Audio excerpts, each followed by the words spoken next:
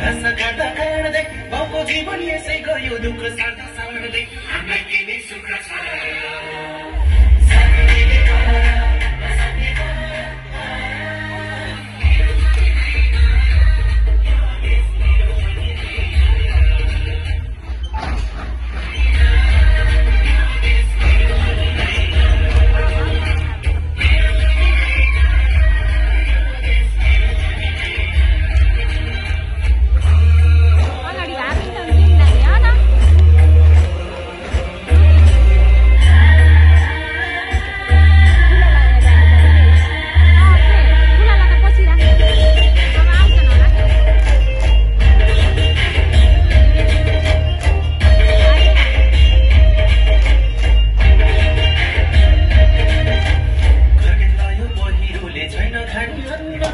छैन भन्ने कुरा